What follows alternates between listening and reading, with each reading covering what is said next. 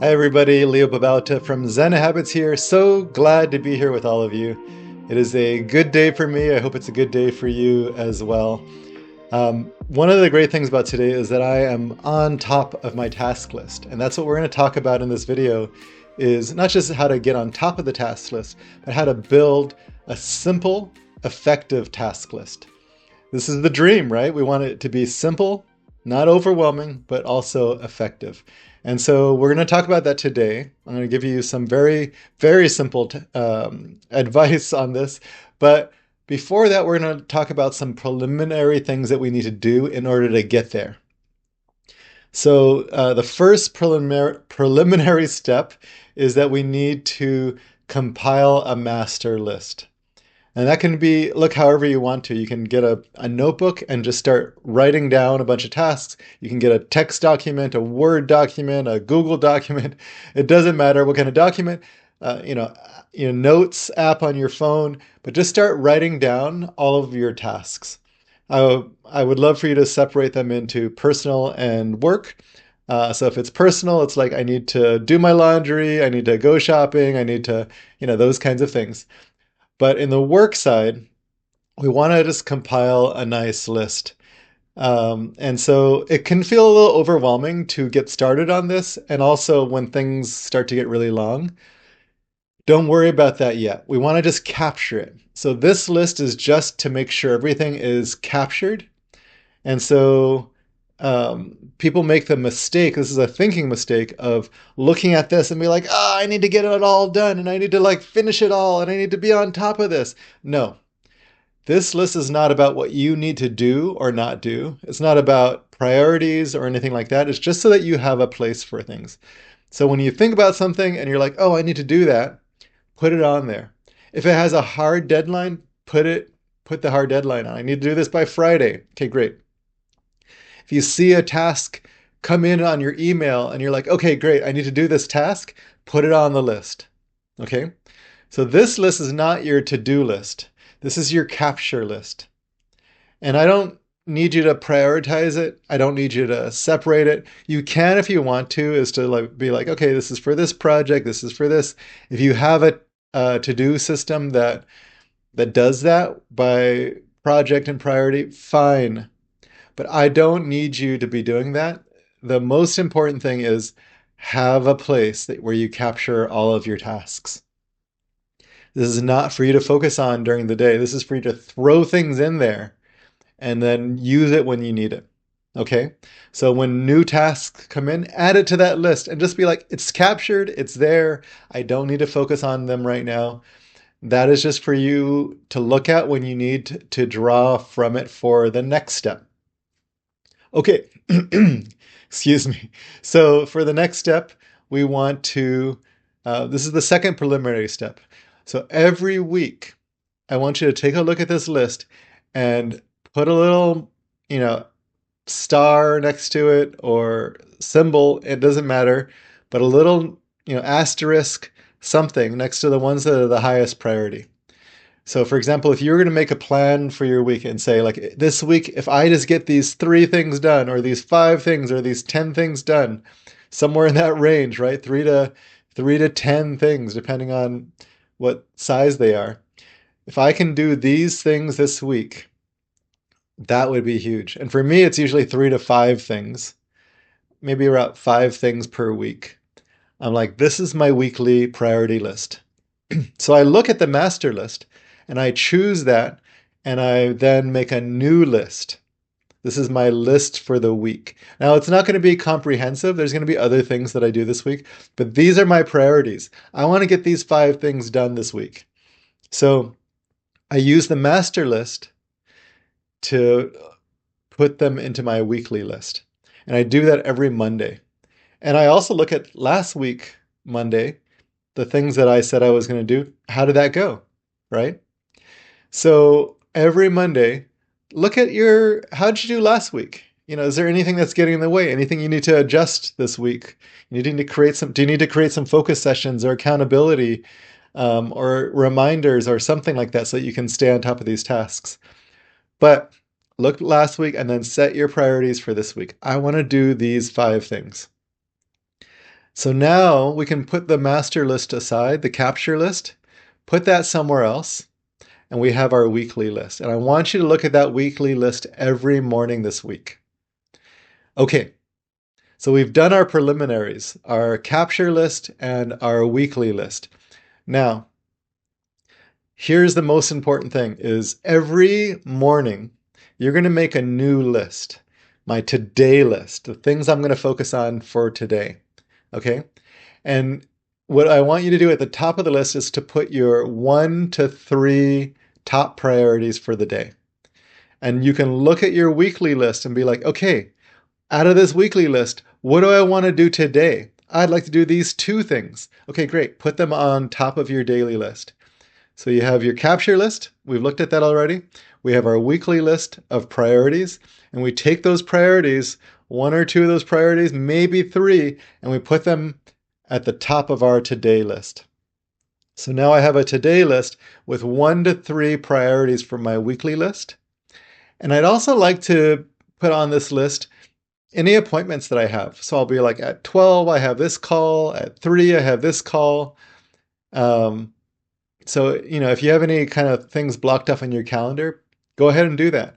I also sometimes like to put times for the other things. So if I want to record this video, for example, I'll be like record YouTube video on effective to-do lists. And I'll put, 1 o'clock on there. So then I can kind of block off my day. And I'll start at 8 a.m. and I'll have a focus session where I write. At 9 o'clock, I might do this. At 10 o'clock, I might do this. And I have my 12 o'clock appointment. I have my 1 o'clock YouTube video, which is one of my top priorities. And so now I have a list with my top priorities and then blocking off my time. Now, this time blocking kind of thing doesn't have to be set in stone. Things are going to change as you go throughout the day. So you don't need to like stress out about sticking to this, but it's nice to block it off because if I say 8 o'clock, I'm going to do my writing, then I know when that priority is going to get done. And at 1 o'clock, I'm going to record my videos. Then I know when that's going to get done. And so I've actually allotted time for it. So I have my priorities and then I have my time blocks with appointments and blocks for other things. And then below that, I want to have a list of less important tasks that I would like to get done. These are nice to have gotten done kinds of things. So I want to email my accountant. I want to, reach out to this person. I want to, I don't know, look at my budget for the day or whatever it is. So I have a number of things that are less important than the priorities. Now, I might block those off, or I might just put a block for getting a bunch of smaller tasks done, emails and these things at the bottom of my list. So maybe at 3 o'clock or 4 o'clock, I'm going to do all the smaller tasks. And so this way, I've blocked off the appointments, I've blocked off the top priority lists, tasks, and then I've also blocked off some, an hour or 2 for some of the smaller things that are on my list. Also for processing emails and messages. So let's review. Simple but effective task list. The top of the list are my top priorities for today, drawn from my weekly list. Then I start creating time blocks. And the way I do that is I just write 8 a.m., writing. 9 a.m., this is still on a text list. Right? You can do it on paper or just a little notes app, notes document. So top priorities, time blocks for the day, and then less important tasks at the bottom. And those less important tasks, I might, they might come in through my email, things that are coming in right now, or I might go look on my master list, my capture list, and see like, oh, actually, here's 1, 2, 3, 4 things I'd like to try and get done today. Now, I might not get all of those 4 things done today, but at least I have a list of things, and I take those and I put them at the bottom of my today list. So I have 4 less important tasks, 3 top tasks, and my time blocks in between. So as I go through the day, I look, it's 8 o'clock, it's time for writing. Boom. That's one of my top 3 tasks. It's blocked off. 9 o'clock, maybe there's a little bit of a gap there. So I start to process some of the emails and my less important things. At 10 o'clock, I was going to do this. And so I start going through my day. And in this day, I have time for my appointments, I have time for my top tasks, and I have time for some smaller tasks. I might not get everything done today. That's okay. I do a little bit of a review at the end of each day. And this is like, okay, how did I go? How did I do today? What did I get done? And I take my done list and I share that with my team so they know like what I was doing that day. So I have a little bit of accountability, but I also reflect like, oh, it's the third straight day when I skipped my writing or whatever it is. And so that kind of highlights to me the things that I'm avoiding so that I can prioritize that the next day. Maybe create a focus session for it, maybe, get some accountability or commitment. So a little review at the end of each day. And something that's really nice is that in that review, I might set up my list for tomorrow. Oh, I didn't do one of these top priority lists. That's going to be at the top of my list for tomorrow. And there was a couple of these things, these smaller tasks that I didn't get done. I'm putting those at the bottom of tomorrow's list. And I'm going to pull a couple more things from my capture list, put them into the bottom of tomorrow's list. And I look at my weekly list and be like, oh, tomorrow I want to make sure I get these other things done. So I put them at the top. And then I do my time blocking in the middle of that list. Um, and look at my appointments for tomorrow.